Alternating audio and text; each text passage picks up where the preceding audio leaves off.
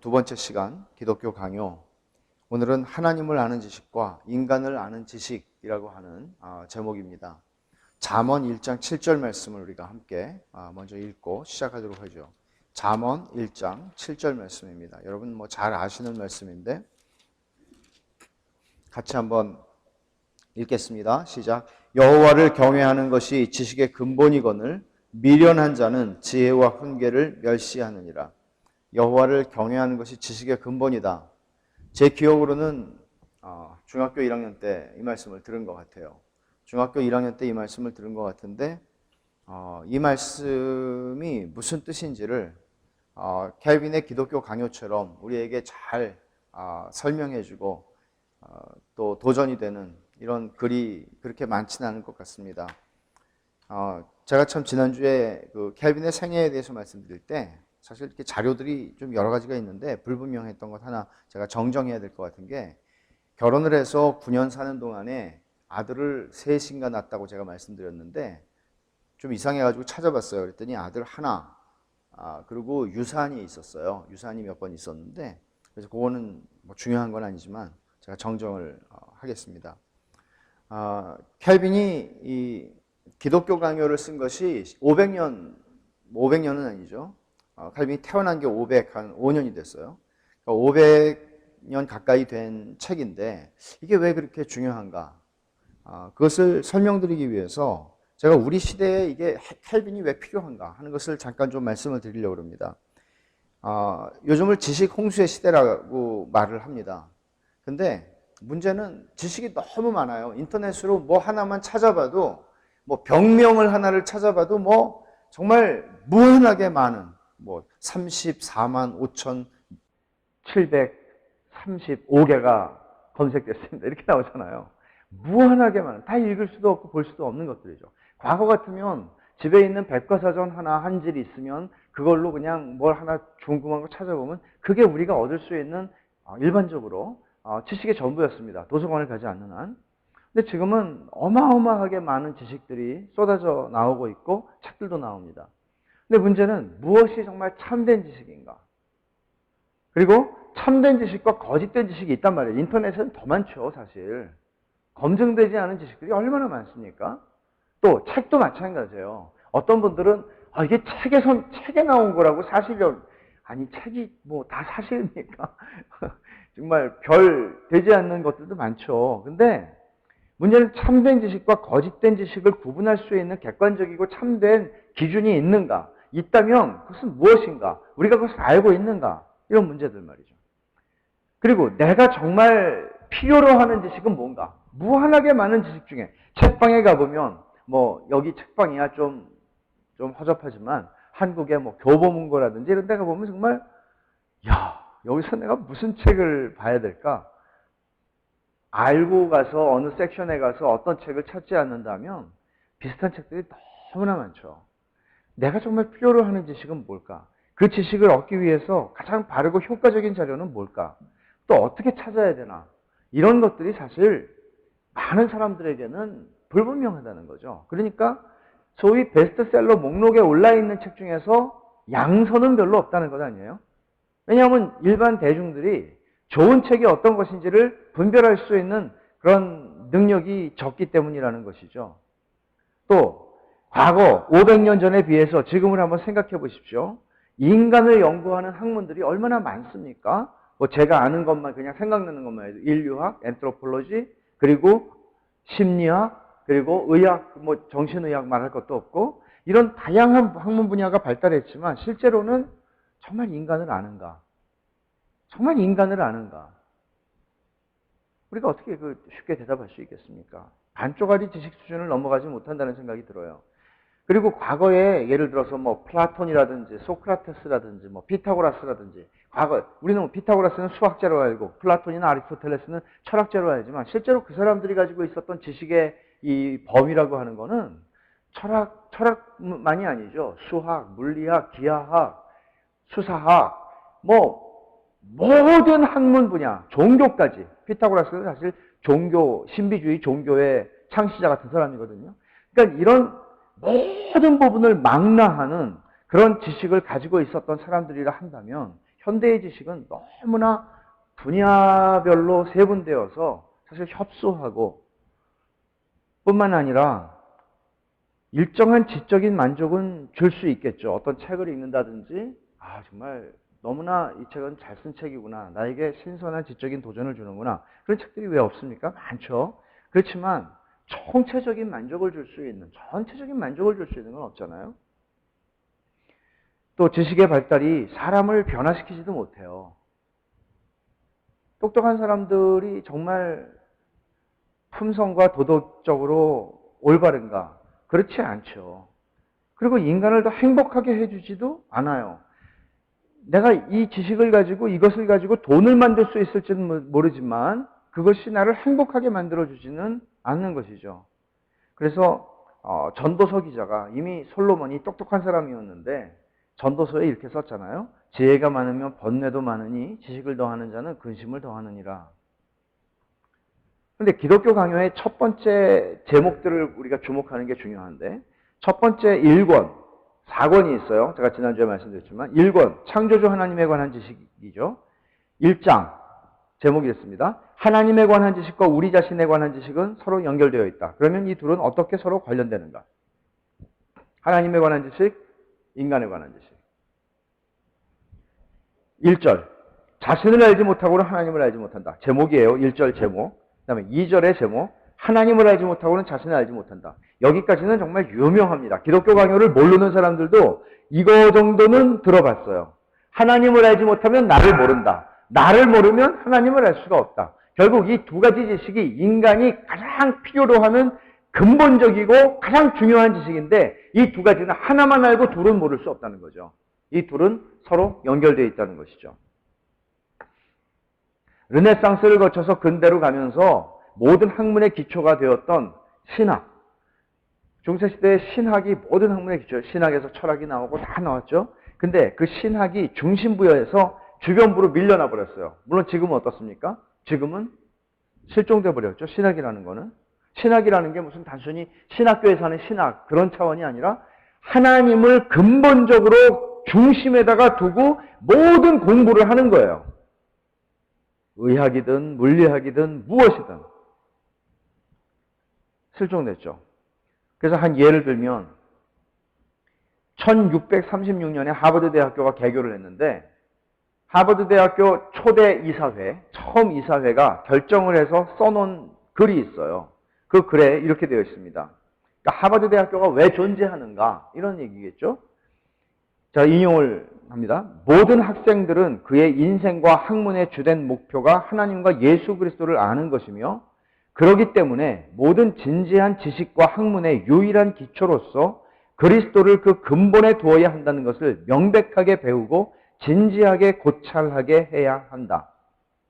이게 하버드 대학교가 세워진 이유예요. 처음에 그 학교를 세운 이사회가 이런 결정을 했어요. 모든 학생은 하나님과 예수 그리스도를 아는 것 기초해서 학문을 공부하도록 만들어야 된다. 이게 뭐예요? 요한복음 17장 3절에 영생의 정의죠. 영생은 유일하고 참되신 하나님과 그의 보내신 자 예수 그리스도를 아는 것이죠. 이 기초 위에 모든 학문은 신학을 기초로, 모든 학문은 하나님을 아는 지식을 기초로 전개되어야 된다. 이게 뭐예요? 켈빈이 얘기했던 거예요. 하나님을 아는 지식이 없으면 우리가 아무리 의학이 발달하고 과학이 발달하고 아무리 철학이 발달해도 그것들은 다 무용지물이라는 거죠. 왜냐하면 참되고 온전한 지식이 아니기 때문에. 그래서 이런 현대 학문의 경향성, 하나님 없는 학문이죠, 전부 다. 이것들은 전부 고대 그리스 로마 문화나 또는 르네상스 인문주의에서의 인간학 이런 거하고 다 맞닿아 있는 거죠. 그래서 인간이 가지는, 케빈이 이런 얘기를 해요. 인간이 가지는 거의 모든 참되고 건전한 지혜는 두 부분으로 되어 있는데 하나님을 아는 지식과 인간을 아는 지식이다.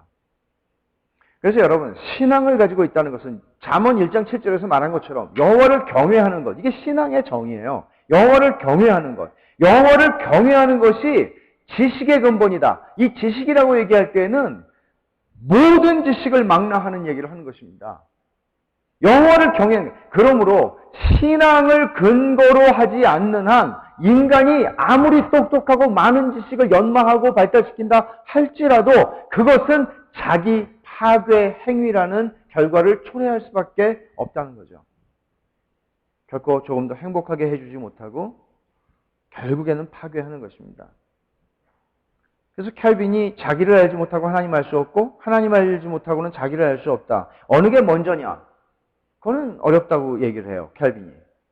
그러나 너무나 깊이 연관되어 있다는 거죠. 그래서 여러분 우리가 심리학을 공부한다고 해서 사람이 자기 자신을 정말 잘 아느냐? 아니라는 거죠.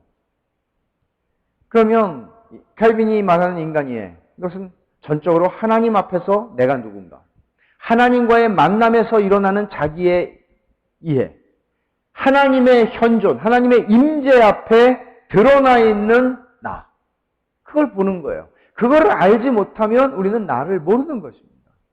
그걸 알지 못하면 아무것도 모르는 것입니다. 이것이 켈빈이 기독교 강요 1권 1장 1절과 2절을 통해서 먼저 선포하고 시작하는 이야기예요. 그래서 인간을 알아야 하나님을 알 수 있다. 또 하나님을 알아야 인간을 알 수 있다 하는 얘기를 쭉 하고 있는데 그 중에 제가 한 부분을 인용을 한다면 우리는 자신을 미워하기 전에는 진실로 하나님을 간절히 사모할 수 없다. 자신을 미워한다는 게 어떻게 가능하겠어요? 보통 사람이. 근데 이런 거죠. 나의 무지함, 공허, 인생이 공허하다, 의미가 없구나, 빈곤하구나, 정말 내가 돈은 있는데 정말 가난하구나, 또 타락한 것, 내가 이렇게 죄를 짓고 살아야 되는가 하는 이런 생각들. 어떻든 자기 자신에 대해서 이런 비참함을 인식하게 될 때 그는 하나님을 알 수 있다. 또 하나님을 알게 될 때 우리는 이런 것을 알게 된다는 거죠. 반대로 얘기하는 것은 이런 것입니다. 인간은 먼저 하나님의 얼굴을 응시하고 나서 다음으로 자신을 세밀히 검토하지 않는 한 자신에 대한 참된 지식에 결코 도달하지 못한다. 그래서 성경의 많은 예들을 한번 생각해 보세요. 일반적으로는 자신을 알고 하나님께로 나아가기보다는 하나님께서 은혜를 베푸심으로 자신을 알게 되고 나 더 이상 이렇게 못 살아. 이렇게 하고 하나님을 찾게 될 수가 있겠죠. 그리고 하나님을 만나게 됐을 때 그는 내가 이런 존재구나 하는 것을 깨닫게 되는 거죠. 그러면 성경에서 하나님 만난 사람들의 경우를 보세요. 제가 뭐 다 찾지는 않겠습니다. 삼손의 부모가 여호와의 사자를 만납니다. 삼손 태어날 거라고 이제 말씀하죠. 그때 그들이 우리가 하나님을 봤구나 느껴요. 그리고는 좋아해요? 좋아하진 않아요. 우리는 죽었다. 우리 하나님을 봤으니 죽었다. 이렇게 느끼죠. 이런 느낌, 이런 인식이 왜 일어나는가 하는 것이에요. 기드온도 그랬어요. 기드온도 여호와의 사자를 만난 후에 그가 슬프도소이다. 그렇게 얘기하죠. 아니, 하나님을 만났는데 왜 슬퍼요? 우리 시대에 거의 이해할 수 없는 얘기죠. 하나님을 만났는데 슬프도소이다. 이사야는 여러분 잘 아시죠? 이사야 6장 5절에 화로다. 나요 망하게 되었도다. 내가 하나님을 봤다는 거예요. 망하게 되었다라는 말을 씁니다. 나는 죽었다는 거죠. 욥은 어떻게 말합니까? 욥은 하나님의 위엄과 하나님의 권능 앞에 그가 섰을 때 그는 내가 거두어드리고 내가 지금까지 수없이 쏟아냈던 불평과 원망과 하나님이 왜 이렇게 하는지 왜 나에게 알려주시지 않느냐라고 항변했던 모든 말들을 내가 다 거두어드린다고.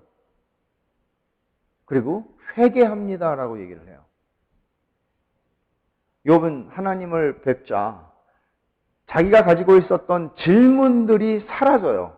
왜? 하나님이 질문에 대답을 했기 때문에? 아니죠. 하나님을 뵈니까 그 질문들이 사라져요. 자신의 부패함과 비천함을 인식하게 된 겁니다. 아브라함이 하나님 앞에 기도할 때 우리는 이런 것들을 놓치기가 참 쉽지만 창세기 18장 27절에 하나님이 이렇게 말해요. 하나님, 티끌과 재 같은 제가 감히 하나님께 기도한다고. 티끌, 재, 자신을 그렇게 표현해요. 우리는 때때로 어떤 분들이 기도하는 걸 통해서 먼지만도 못한 뭐 짐승 같은, 버러지 같은 그런 우리들을 하나님께서 이렇게 사랑하셔서 이렇게 얘기할 때가 있어요. 이런 걸 들을 때가 있어요. 그러나 우리 자신들이 그런 기도를 우리의 입술로 정말 하나님 앞에 진실하게 고백하게 되는가? 내가 하나님 앞에서 어떤 존재라는 것을 우리는 얼만큼 인식하고 있는가 하는 것이에요. 엘리야가 갈멜살 사건 끝나고 나서 이제 지쳐서 낙심해서 침체 가운데 있을 때 하나님께서 그를 호렙산에서 부르십니다. 그때 세미한 음성이 들렸어요.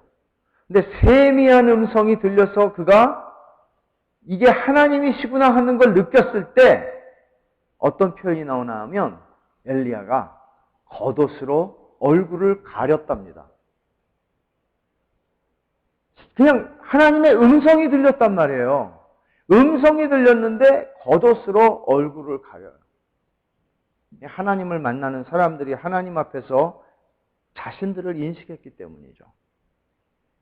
베드로가 고기를 잡을 때 주님이 너 깊은 데로 가서 고기를 잡아라, 던져라, 그물을 내려라 했을 때 잡았습니다. 그리고 돌아와서 예수님 앞에서 그가 보였던 반응이 누가복음 5장에 뭐라고 나와요? 나를 떠나소서. 서서 말해요? 아니죠. 그 앞에 무릎을 꿇고 나를 떠나소서. 왜? 내가 죄인입니다. 그전에는 그렇게 죄인이라는 사실을 인식을 어느 정도 했겠죠. 유대인으로서 하나님 앞에서. 그냥 인식 정도는 있었겠죠. 그렇지만 주님을 만났을 때 그는 그 앞에 엎드러져서 주님 나를 떠나십시오. 당신은 거룩하신 하나님이신데 나와 같이 계실 수 없으십니다. 라고 이야기를 하게 되는 것이에요. 사도 요한이 부활하신 예수님 앞에서 죽은 자와 같이 엎드려졌다 하는 것도 우리는 잘 알고 있습니다. 우리는 하나님을 만날 때 내가 누군지를 가장 강렬하게 그리고 진짜 지식을 얻게 되는 거예요. 그래서 하나님을 믿는다고 하지만 하나님을 만나는 삶이 없을 때 그 사람은 어떻게 되겠어요? 그 사람이 가지고 있는 인간적 기질 한도 안에서 나타나는 교만함이라는 것을 그게 뭐 다른 사람을 불쾌하게 만든다든가 이런 걸 얘기하는 건 아니에요. 그렇지만 근본적으로 자신만만한 것을 가지고 살아갈 수밖에 없는 것이죠. 케빈은 하나님을 아는 지식이 두 개가 있다고 했어요. 창조주 하나님을 아는 지식, 구속주 하나님을 아는 지식. 근데 창조주 하나님을 아는 지식이 1권의 주제입니다.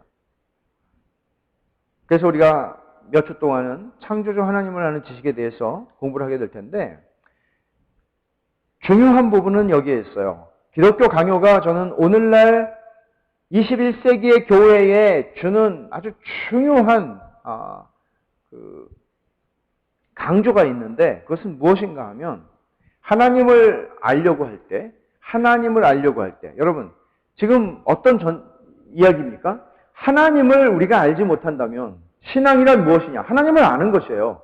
하나님을 아는 것인데 하나님을 알지 못하면 우리가 세상에서 무엇을 공부하든 무엇을 하든 다 헛되다는 거죠. 자기를 모르니까. 그러면 하나님을 알려고 할 때 우리가 어떻게 출발해야 되는가?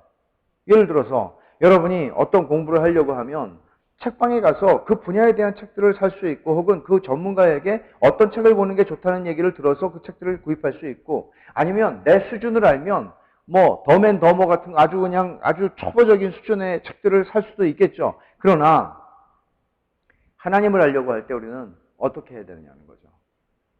그러면 그냥 단순하게 성경을 연구하면 된다? 켈빈은 그렇게 얘기하지 않아요.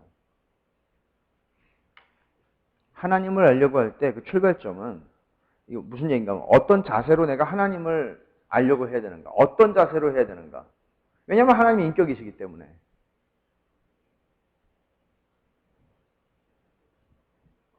여러분이 지금 현존하는 세상 속에 살고 있는 위인을 굉장히 굉장한 사람을 알기를 원하고 그것도 책을 통해서 그분을 아는 것이 아니라 직접 만나서 그분을 알기를 원한다면 여러분들은 굉장히 겸손하게 그분에게 다가가야 될 것입니다.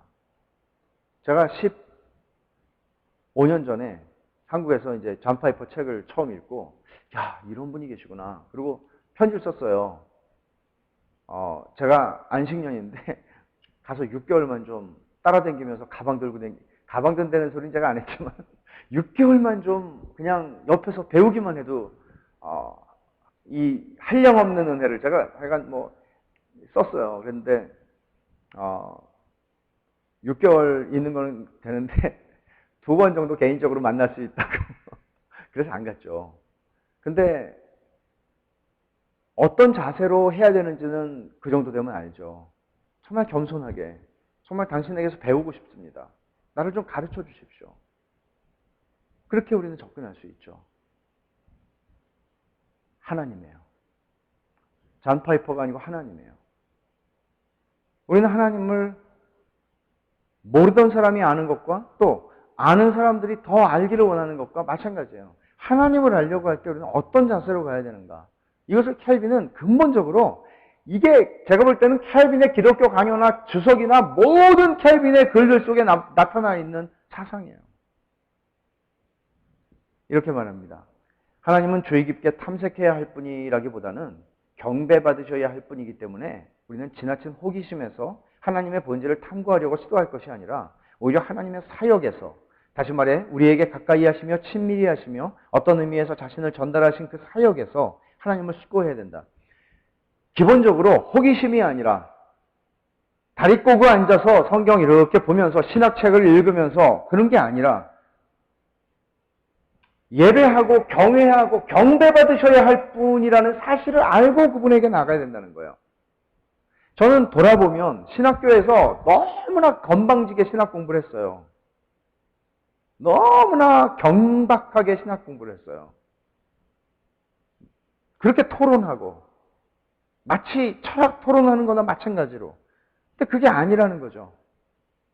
하나님을 우리는 그렇게 알아갈 수가 없다는 거예요. 그렇게 알아가는 하나님은 우리에게 아무것도 아니에요.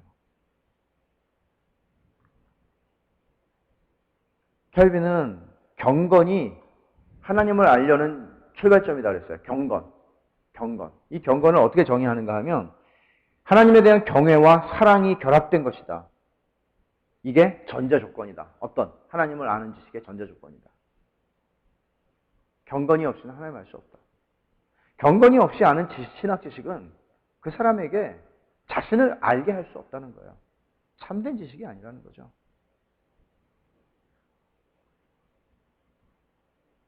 이런 경건이 어디서 올까요? 그래서 하나님의 은혜를 깨달아 알므로써 온다고 그런 설명합니다. 제가 이 부분을 좀 인용을 할게요. 사람들은 자기가 하나님께 모든 걸 빚지고 있다는 사실, 하나님의 부성적인 아버지의 사랑으로 양육을 받고 있다는 것, 자기가 누리는 모든 축복의 근원이 하나님이라는 것, 하나님을 떠나서는 아무것도 찾아서는 안 된다는 것, 이런 모든 것을 인식하기 전에는 결단코 그들이 자발적으로 하나님께 순종하며 봉사할 수 없다. 그들이 완전한 행복을 하나님 안에 두지 않는 한 진정으로 중심에서 그들 자신을 하나님께 헌신하지 못한다. 그러니까 이 하나님이 어떤 분이신 것을 내가 어떻게 경험했느냐 하는 것도 중요하지만 하나님을 알려고 하는 사람은 내가 지금 알려고 하는 대상이 하나님이기 때문에 그 전제를 가지고 가지 않는 한 할 수 없다는 거죠. 그러면 하나님을 이런 경건함을 가지고 하나님을 알려고 해요. 그러면 하나님을 알게 될 때는 어떤 결과가 일어날까요? 여러분들이 성경 공부를 하시든 아니면 성경을 읽으시든 암송을 하시든 설교를 들으시든 강의를 듣든 신학책을 읽으시든 여러분들이 그렇게 할 때 참으로 내가 신학 지식을 얻었구나, 모르는 걸 알게 되었구나가 아니라 하나님을 내가 알게 되었구나 라고 할 때 어떻게 될까요? 그 하나님을 아는 지식이 생길 때 어떤 결과가 우리에게 일어나는가 하는 것입니다. 그것은 하나님을 경외하게 되는 것입니다. 그리고 하나님께 영광을 돌리게 되죠. 켈빈은 말합니다. 하나님 지식은 첫째로 하나님을 경외하게 하는 목적을 지니고 둘째로 하나님을 아는 지식이 우리 길잡이가 되어서 모든 좋은 것을 이 하나님에게서 찾아야 한다는 사실, 이 모든 좋은 것을 내가 받은 후에는 모든 은혜를 하나님께 그 영광을 돌려야 한다는 사실을 배우게 된다. 이게 하나님을 아는 거예요. 그래서 하나님을 알게 될 때 신앙이 좋아지지 않을 수가 없는 것이죠.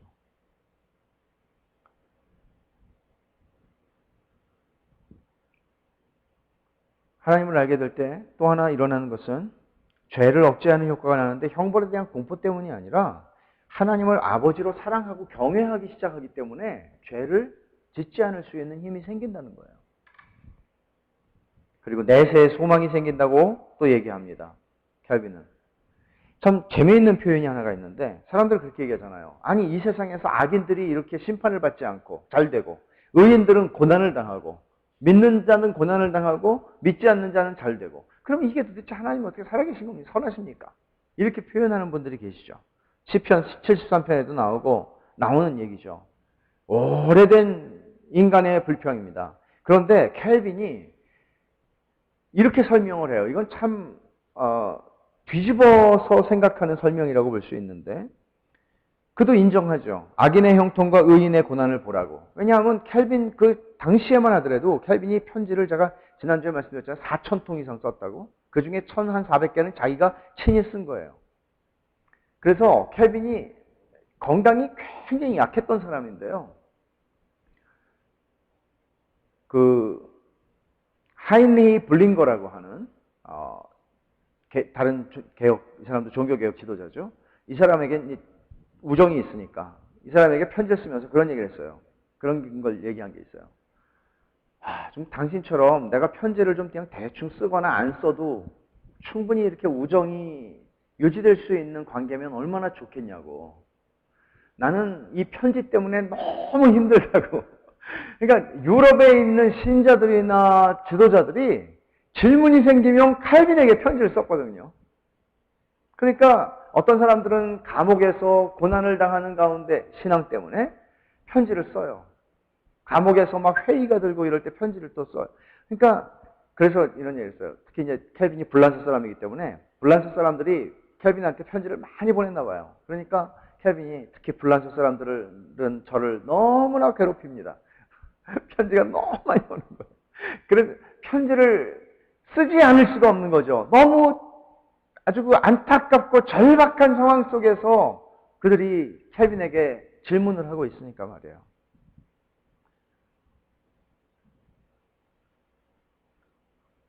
근데 이제 그런 의인들이 고난을 당하는 너무나 많은 경우들을 자기 자신을 포함해서 그런 것들을 그 현장 속에서 보면서 그는 하나님이 왜 이렇게 하시는가 이렇게 질문하지 않아요. 놀라울 정도로 그는 이렇게 설명을 합니다. 악인이 잘 되는 걸 보라. 그러면 우리는 하나님이 살아계시다는 게 보이지 않냐고.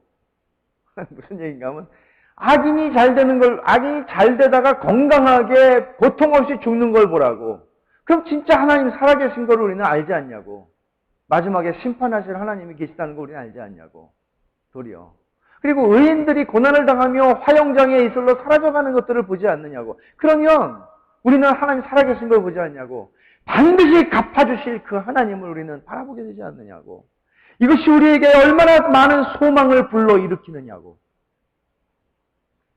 저는 이런 관점들이 말이죠. 단순히 머리 좋은 사람이 억지로 비틀어서 다른 일반적인 사람들이 보는 반대의 관점으로 그저 말장난을 하는 것이 아니라 켈빈이 가지고 있는 그 하나님에 대한 경외감. 모든 것들이 거기서부터 흘러나오는 거예요.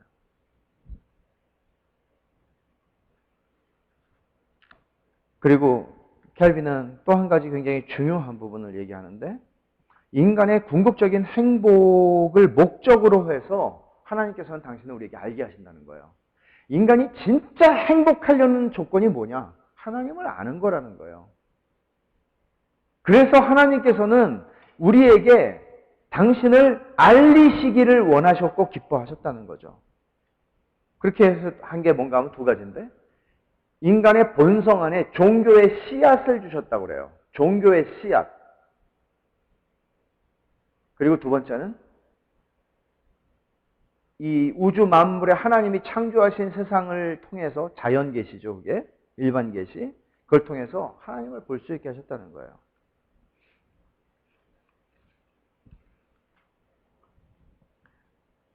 왜 그렇게 했느냐? 신명기 27장 8장만의 문제가 아니고 신명기 전체를 쭉 보면은 그 말씀이 있는 거예요. 하나님께서 율법을 주신 거, 말씀을 주신 거, 시편 119편도 마찬가지죠. 우리의 행복을 위해서 하나님이 주신 거예요. 인간이 하나님을 알아야 행복할 수 있다는 거죠. 그게 영생의 정의이듯이. 그래서 유명한 신학자들 교회 역사 속에서 뭐 아퀴나스 같은 사람은, 토마스 아퀴나스는 인간의 궁극적인 행복은 오직 하나님을 묵상하는 데 있다. 어거스틴, 내가 하나님을 찾을 때 나는 행복한 삶을 찾습니다.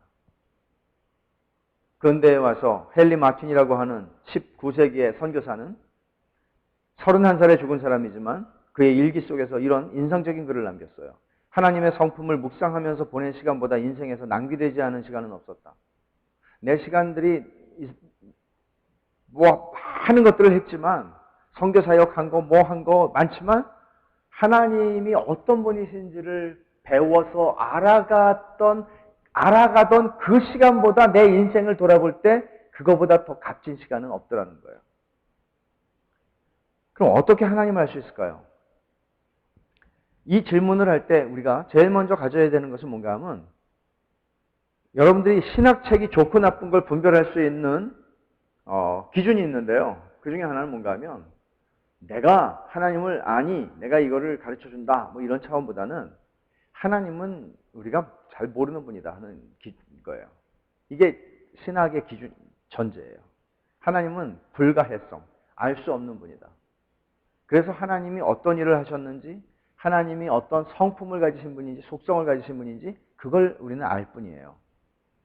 그런데 켈빈도 이제 그런 하나님에 대해서 말을 하고 있는데 첫째는 자연의 모든 피조물을 통해서 우리에게 알게 하셨고 성경과 그리스도를 통해서 당신을 알게 하셨는데 하나님께서 자연 계시고 첫 번째가, 두 번째가 특별 계시라는 거예요. 성경이죠, 지금 우리에게는. 그래서 그러면 하나님이 인간에게 당신을 알리시려고 주신 것이 계시라는 것이 하나가 있고 자연 계시와 특별 계시 있어요. 일반 계시와 특별 계시. 그리고 또 하나는 뭔가 하면 그걸 볼 수 있는 눈을 주셨어요. 인간에게. 그게 아까 얘기한 종교의 씨앗이라는 건데 그러니까 눈을 주셨고 눈으로 볼 수 있는 대상도 주셨어요. 그래서 이 눈으로 그거를 보면 자연 만물을 보면 야, 하나님이 창조하셨구나. 창조주가 계시구나. 그 창조주 하나님을 알 수 있게 하셨다는 거죠. 그러면 켈빈이 말하는 이 종교의 씨앗이라고 하는 것은 타고난 인간의 본성 안에 하나님을 알 수 있는 지각, 센스가 있다는 거예요. 감각이. 그걸 보통 우리는 이렇게 말하죠. 종교성. 인간이 종교성이 있다. 켈빈은 이걸 이렇게 증명하더라고요. 인간의 역사를 한번 보래요. 어떤 민족, 우리가 가지고 있는 것만큼의 지식은 그에게는 없었을 것입니다. 그러나 어떤 민족, 어떤 나라에 종교가 없냐는 거예요. 다 있죠. 우상들이 다 있죠. 그 우상 숭배와 종교의 역사들을 보면 인간 안에는 본래적으로 하나님을 찾는 마음이 있다는 것을 증명한다는 거예요. 사실 우리를 놀라게 하는 것은 뭔가 하면 칼 마르크스가 이런 얘기를 했어요. 공산주의를 얘기하면서 종교에 대해서 비판하기를 우리에게 잘 알려져 있는 거죠. 종교는 뭐 민중의 아편이다. 종교는 민중의 아편이다. 근데 이 얘기는 칼 마르크스가 시작한 얘기가 아니죠. 종교는 정치가들이 순박한 백성들을 묶어가지고서는 자기들이 정치를 쉽게 하기 위해서 창안해낸 것이다 하는 주장들이 그 전에도 있었는데 켈빈은 이런 것에 대해서 이렇게 반문을 해요. 만약에 모든 백성들에게 종교심이라는 것이 있다는 것, 하나님이 심어준 종교의 씨앗이 있다는 것을 그 정치가들이 알았기 때문에 그렇게 하는 것이라는 거예요. 그걸 이용한다는 거죠. 만약에 사람들에게 절반의 사람들에게는 종교심이 있는데 절반의 사람에게 종교심이 없어요. 그러면 종교라는 게 어떻게 먹히겠어요? 어떻게 모든 사람들을 다 이 마음대로 통치할 수 있는 수단이 되겠느냐는 거죠. 인간 안에 심겨진 하나님에 관한 지식은 학교 가서 배우는 게 아니라는 거예요. 근본적으로 있다는 거예요. 그래서 중국에 가가지고 중국의 유물론적인 교육을 어려서부터 그냥 계속 받은 애들, 사람들 만나보면 하나님이라는 존재를 생각하지 않거든요. 근데 그 친구들하고도 한 10분만 얘기를 해서 하나님에 대한 얘기를 해보면 그들이 열려요. 생전 처음 들어보는 하나님에 대한 얘기를 해도 하나님이라는 분이 계실 수 있겠다 하는 그런 생각이 열려요. 말도 안 되는 소리를 하지 마시오, 떠들지 마시오, 그러지를 않아요. 물론 그런 사람들도 있겠죠. 그렇지만 KB는 그런 사람들에 대해서도 소위 우리가 얘기하는 무신론자 이런 사람들에 대해서도 KB는 얘기해요. 그 사람들도 결국에는 하나님의 심판대 앞에 선다는 의식을 완전히 뭉개고 억제하고 살아갈 수는 없다는 것이에요.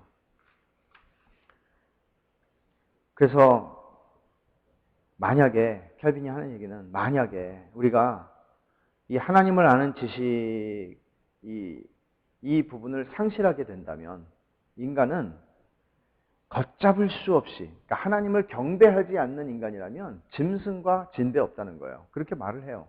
하나님을 예배하지 않는다는 것은 짐승과 똑같다. 근데 사실상 여러분 한번 생각해 보세요. 오늘날 우리 시대처럼 지식이 발달한 시대가 어디에 있어요?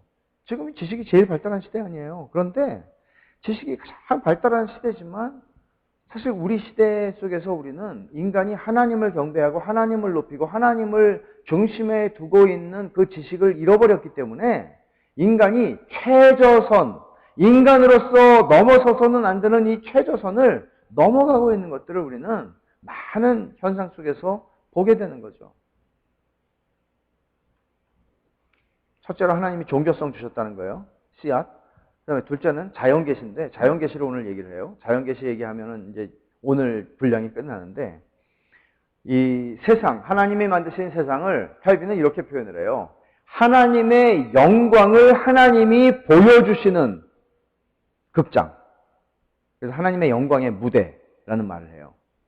그러니까 이 극장에는 이 지구라고 하는 이 극장에는 하나님이 만드신 소품들, 하나님이 만드신 그 많은 것들, 천지가 다 그것으로 가득 차 있는데 그리스도인들이 그것을 바라볼 때마다 우리는 경이에 빠지게 되고 놀라지 않을 수 없고 그 하나님이 살아계신 것을 우리는 여기서 보고 하나님의 솜씨를 본다는 거예요. 그게 바로 자연을 하나님이 통해서 목적하시는 바 자연 계시예요. 하나님 자연을 통해서 보여주시는 거예요. 우리는 하나님이 알려질 수 없는 분이기 때문에 하나님이 보여주시는 것만큼 볼 수밖에 없다는 거죠. 창조물 위에 근데 하나님은 당신의 영광에 명백한 표적을 새겨놓으셨다. 그런 얘기하고 하나님의 영광의 훈장이 세상에 가득하다고 얘기해요. 훈장. 여러분 군인들이 여기에다가 뭐 이렇게 쫙 하고 나오는 거 보면은 그게 딱 보이잖아요. 딱 보이잖아요. 훈장이라는 거는. 마찬가지죠. 하나님께서 그런 것들을 세계에 가득하게 만들어 놓으셨어요. 그래서 우리가 눈을 어디로 돌리든지 하나님의 영광의 섬광이 빛나지 않는 곳은 하나도 없고 아무리 무식한 사람이라 할지라도 아무리 배운 사람이라 할지라도 그 누구라도 눈을 떠서 보기만 하면 하나님을 부인할 수 없을 정도로 하나님은 이 세상을 하나님의 신성을, 능력을 볼 수 있도록 하셨다는 거예요. 그게 로마서 1장에서 바울사도가 말하고 있는 것이죠.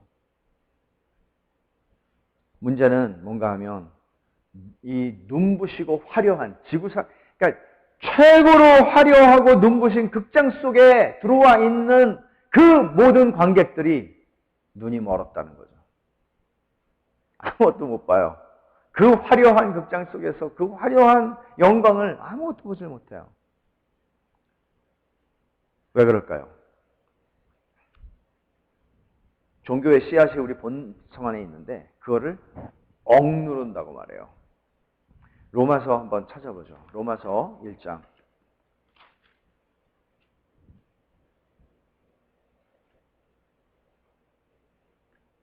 18절입니다. 로마서 1장 18절. 지금까지 제가 이야기를 한 것이 상당 부분 이 부부 사실은 켈빈은 주석에서 쓸 것들은 주석에서 썼고 그 구절에 대한 해석 그리고 그 구절에 대한 해석을 넘어서는 더 큰 설명을 기독교 강요에다가 담았다고 볼 수 있어요. 그래서 18절에 보면 20절을 먼저 보죠. 이 자연계시가 어떤 것인지 창세로부터 그의 보이지 아니하는 것들 곧 그의 영원하신 능력과 신성이 그가 만드신 만물에 분명히 보여 알려졌나니 그러므로 그들이 핑계하지 못할지니라. 하나님의 능력과 신성이 만물에 다 드러났다. 그런데 이것만 있는 게 아니라 18절에 하나님의 진노가 불의로 진리를 막는 사람들의 모든 경건치 않음과 불의에 대하여 하늘로부터 나타나는, 여기서 불의로 진리를 막는다라는 표현이 있어요. 이게 뭔가 하면 우리 안에 있는 종교의 씨앗을 불의함을 가지고, 불의함이라고 하는 것은 여기에 불의와 불경건이 두 가지 단어가 나와요. 모든 경건하지 않음과 불의에 대하여 하나님의 진노가 온다. 그러면 불경건함과 불의함. 불경건한 것은 하나님과의 관계 속에서 훨씬 더 많이 쓰는 것이고 불의라고 하는 것은 인간관계 속에서 더 많이 쓰는 정의적인 차원이 있단 말이에요. 그런데 이 뒤에 나오는 불의라고 하는 것은 불경건의 결과로 나타나요. 언제나. 우리의 도덕적인 삶이나 모든 면에서. 그러니까 이 두 가지가 뗄래야 뗄 수 없는 관계가 있는데 그런 것들이 어떤 결과를 가져오나 불의로 진리를 막는다. 내 속에 있는 종교의 씨앗을 계속 말려 죽이는 거예요. 억제하는 거예요. 일어나지 못하도록. 그래서 그거를 강하게 억제하는 사람들은 무신론자가 될 것이고 그것을 좀 적절하게 억제하면서 다른 방향으로 틀게 되는 무지몽매한 사람들은 미신이나 우상숭배나 종교로 빠지게 되는 것입니다. 그래서 켈빈은 이 지식이 하나님을 알 수 있는 지식이 우리 본성에 있는데 감각이 이 지식이 부분적으로는 무지함 때문에 또 부분적으로는 그들의 악함 때문에 질식되거나 부패되어서 하나님을 알 수가 없다는 거예요. 그래서 미신으로 가게 되고 또는 오만함으로 하나님을 의식적으로 외면하는 시편에 나오는 바 시편 14편 53편에 나오는 악인은 하나님이 없다 한다는 거죠. 그런 무신론이 나올 수 있다는 것입니다. 또 한편으로는 적절하게 자기에 있는 속을 눌러서 변형을 시키죠. 그것은 자기 편의에 따라서 만들어진 하나님을 섬기는 것입니다. 그래서 켈빈은 이런 얘기를 해요. 거의 모든 사람이 자기의 신을 소유하고 있다. 무슨 얘기예요? 인간의 마음은 우상을 만들어내는 공장이라는 거예요. 인간은 그냥 자기 생각을 말씀으로 가지 않으면 인간은 자기 속에서 뭘 하나 뚝딱 만들어내요. 나무를 깎아서 만들어낸다는 얘기가 아니에요. 돌을 깎아서 만들어내는 게 아니라 내 속에서 뭔가를 만들어내요. 내가 원하는 신. 우상이죠, 그게. 그래서 제임스 보이스는 이런 얘기를 합니다. 보통 그리스도인들, 제임스 보이스는 2010년에 돌아가셨어요. 필라델피아에서 목회를 하셨던 참 귀한 목사님이신데 이분이 이런 얘기를 해요. 보통 그리스도인에게 하나님에 대해서 한번 물어보래요. 그들의 대답을 들어보면 우리는 그가 섬기는 신이 우유부단한 감성을 지닌 신이라는 것을 발견하게 될 것이다. 그가 말하는 신은 세상을 구원하고자 하나 그렇게 할 수가 없는 무능한 신. 그의 신은 악을 억누르고 싶지만 그 일은 그 능력 바뀐 그런 신. 그는 뒤로 물러가 할아버지 같은 그냥 이제는 권력도 없고 돈의 힘도 없고 건강도 없고 그냥 뒤에 있으면서 그냥 웃어주는 하나님. 그런 하나님이라는 것입니다. 그러면서 제임스 보이스가 한 얘기는 오늘날의 교회가 왜 이렇게 약화되었는가? 그 질문을 해요. 그 대답은 하나님의 백성이 하나님을 모르기 때문입니다. 하나님을 믿는다고 그러는데 하나님을 몰라요. 힘이 없죠. 자기 하나님을 모르는 거예요. 지난주에 제가 읽었던 말씀 다니엘 11장 32절. 자기의 하나님을 아는 백성은 강하여 용맹을 떨친다. 하나님을 몰라요. 그러니까 도킨스 같은 무신론자가 만들어진 신이라고 하는 책을 쓸 때에 그 만들어진 신은 결국 교회가 현상적으로 우상숭배를 하고 있는 것을 관찰한 거죠. 자기들이 만들어낸 신, 자기들이 섬기고 싶은 신. 그 사람도 아는 거예요. 물어보는 거예요. 너는 어떤 하나님을 믿어? 하나님. 기독교 하나님. 그럼 네 하나님은 어떤 하나님이야? 다 자기가 원하는 신이라는 거죠. 만들어내신 하나님. 결국은 개개인의 문제가 이런 비판하는 사람들의 눈에 볼 때에는 조직적으로 처음부터 만들어진 신인 것이죠. 위선. 이것도 종교의 씨앗을 억누르는 하나의 방편입니다.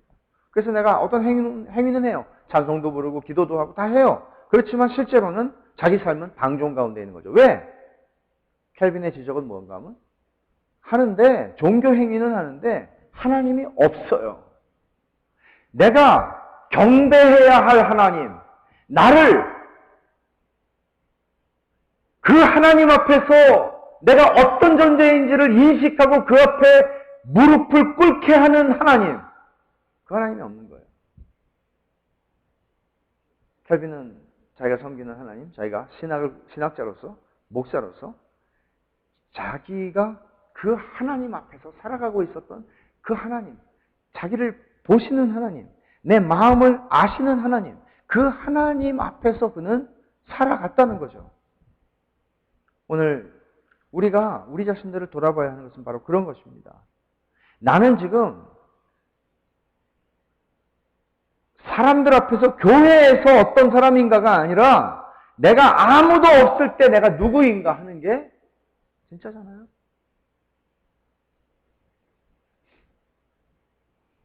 이런 인간의 무지와 악함이 종교의 씨앗을 다 질식시키거나 부패시킨다는 것입니다. 그럼에도 불구하고 그것이 완전히 뿌리 뽑히지는 않아요. 절대로 뿌리 뽑히지는 않아요. 인간이기 때문에, 하나님의 형상이기 때문에. 단지 나쁜 열매를 맺는 거예요, 자꾸. 그러면 인식할 수 있는 눈은 우리가 그렇게 자꾸 눈을 감거나 뭐 비비거나 안 보려고 하거나 그런다고 쳐요. 근데 자연 계시가 있잖아요. 우리가 눈만 뜨면 보게 되는 이 자연이 있단 말이에요. 이 자연은 왜 그런가? 로마서 1장 21절부터 23절을 보면 하나님을 알되 하나님을 영화롭게도 아니하며 감사하지도 아니하고 오히려 그 생각에 허망하여지며 미련한 마음이 어두워졌나니 스스로 지혜 있다 하나 어리석게 되어 썩어지지 아니하는 하나님의 영광을 썩어질 사람과 새와 짐승과 기어다니는 동물 모양의 우상으로 바꾸었다라고 말해요. 이 배은망덕하게 인간이 하나님을 그들이 자연을 통해서 보게 되는 하나님을 벌레나 짐승이나 무슨 우상의 형상으로 다 바꾸어 버려서 격화시키는 것이죠. 이렇게 되는 것도 아까 18절에 얘기한 불의로 진리를 막는 것과 상관되는 문제이지만 특별히 자연계시가 가지는 한계가 여기에 있어요. 자연계시는 어떤 의미에서 주신 건가 하면 아까 우리가 20절에서 읽은 대로 20절 마지막에 뭐라고 그랬습니까? 그러므로 그들이 핑계하지 못할지라. 최소한 인간이 자연을 보면서 또는 자연 중에서도 켈빈은 인간의 소우주라고 일컬어지죠. 마이크로코스모스라고 일컬어지는 인간의 그 신체를 봐도 여러분 이게 얼마나 정교해요. 뭐 의학을 공부해보지 않아도 그냥 우리가 상식적으로만 인간을 알아도 이 속에 있는 이 모든 혈관과 근육과 세포와 이게 정말 어떻게 이게 만들어질 수 있겠어요? 창조주가 계시지 않고서야. 무한히 지혜로우신 창조주가 계시지 않고서 어떻게 만들어지겠어요? 그러니까 이런 것들을 보고도 켈빈은 실제로 얘기하기를 손톱, 발톱만 봐도 알 수 있다. 이렇게까지 얘기했어요. 생각을 해보라는 거예요. 뭘 하나 잡아가지고. 하나님이 계시다는 거죠. 그러니까 변명할 수 없도록 하나님께서 이 자연 계시를 주신 것이에요. 말하자면 우리는 어떤 특별 계시에 이거는 우리가 구별해야 되는 것은 이거예요. 처음부터 그러면 자연 계시는 좀 떨어지는 계시였냐? 천만에요. 아담과 하와가 범죄하기 전에는 눈도 밝았고 눈이 밝아서 사탄이 이랬잖아요. 근데 눈이 밝아서가 다른 데로 밝아진 거죠.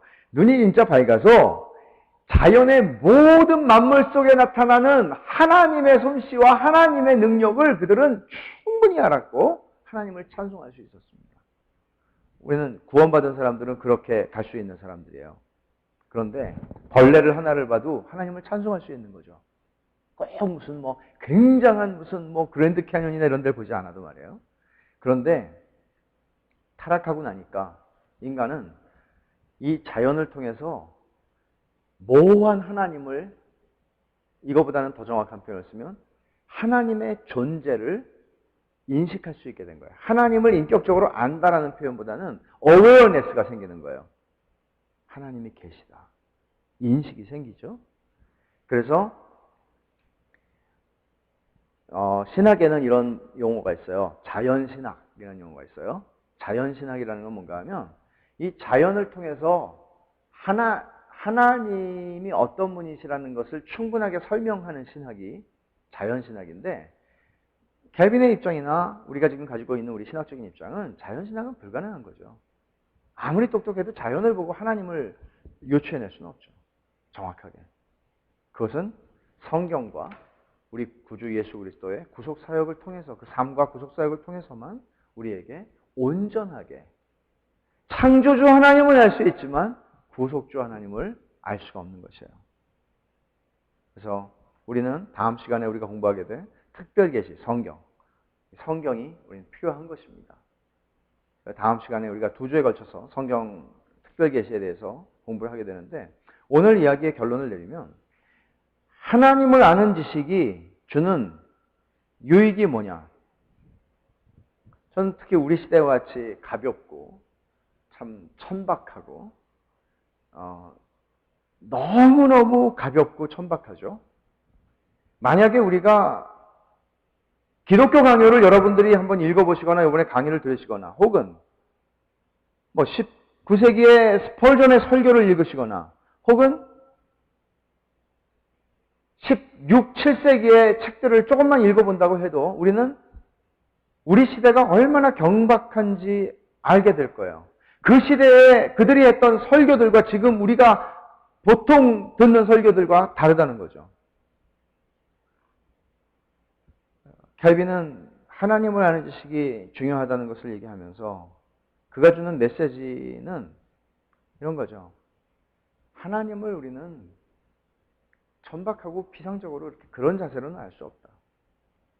경건함, 예배하는 마음으로. 그래서 여러분, 오늘 이런 강의들은 사실은 설교가 아니에요. 강의인데 이걸 우리가 왜 찬송 부르고 기도하고 예배라고 하는 형식 속에서 이런 것들을 해야 됩니까? 하나님이 가르쳐 줄 수 있는 것은 언제나, 하나님을 아는 지식은 언제나 예배라는 환경 속에서, 예배하는 그 가운데에서만 하나님은 알려지시는 거죠. 그래서 여러분들이 개인적으로 성경을 읽으시든지, 여러분들이 개인적으로 기도를 하시든지, 여러분들이 뭘 하든지 간에 그 하나님을 알아가는 그 일은 예배라고 하는 형식만을 얘기하는 게 아닙니다.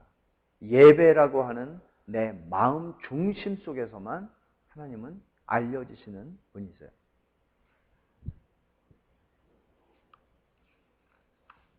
이것을 우리에게 굉장히 강하게 도전을 하고 있습니다. 그래서 칼빈이 말하는 하나님을 아는 지식은 우리의 양심과 의지와 감정과 전인적인 신뢰와 경외, 그리고 전인적인 사랑을 경험하는 그런 하나님이에요. 제가 찰스 스펄전의 얘기를 인용을 하고 마치겠습니다. 찰스 스펄전은 이렇게 한 설교에서 이렇게 말한 게 있어요. 하나님에 대해 묵상할 때면 우리의 정신을 대단히 확장시키는 무언가를 느끼게 된다. 그 주제는 너무나 광대해서 우리의 사고는 그 무한한 공간 속에서 길을 잃어버리게 되고, 또 그것은 너무나 심오해서 우리의 오만함은 무한대 속으로 사라져버리게 된다. 우리가 이해할 수 있고 논쟁할 수 있는 다른 주제를 다룰 때 우리는 일종의 자기만족을 느끼게 되고, 나는 똑똑해 라고 생각한다.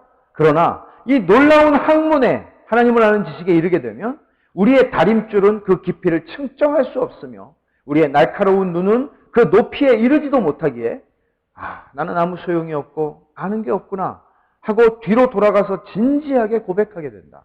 그러나 그 주제가 우리 마음을 겸손하게 하는 동안에 그것은 우리의 마음을 확장시키는 일을 한다. 신성에 대한 위대한 주제를 놓고 독실하게 열심히 끊이지 않고 연구하는 일에서만큼 우리 인간의 영혼을 성장시키고 지적인 능력을 확장시키는 것은 없다. 그래서 여호와를 경외하는 것은 지식의 근본이다. 저는 많은 경우에 이렇게 말씀드릴 수가 있어요. 사람이 세상적으로 똑똑하고 안 똑똑하고 하는 것은 다 달라요. 뻔해요. 그러나 교회 역사 속에서나 혹은 우리의 주변에서도 우리가 알게 되는 건 뭔가 하면요.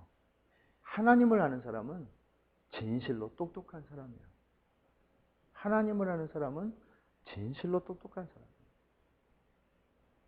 예수님의 제자들이 그것을 우리에게 분명하게 보여주었을 뿐만 아니라 교회 역사만 옛날 얘기만 하는 게 아니에요. 우리 시대도 마찬가지입니다. 진짜 똑똑한 사람은 하나님을 아는 사람. 왜냐하면 그는 자기 자신도 알거든요.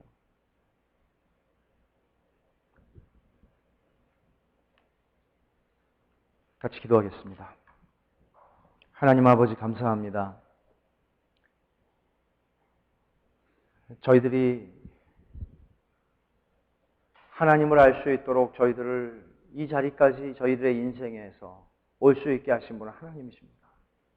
하나님 아버지, 저희가 하나님을 더 알기를 원하고 하나님께서는 저희들에게 하나님을 알려주시기를 기뻐하시니 하나님 아버지 저희가 평생을 사는 동안에 정말 하나님을 아는 것보다 저희에게 더 중요한 일이 없게 해주시고 스펄전이 고백한 것처럼 혹은 칼빈이 가르친 것처럼 하나님을 아는 지식보다 더 존귀한 것이 없고 이것이 우리의 지혜를 우리의 지식을 무한히 확장해 주는 것일 뿐만 아니라 하나님을 경외하게 만드는 그리고 하나님을 영화롭게 하는 지식이 되는 것을 저희의 삶을 통해서 경험하게 해주시기를 원합니다.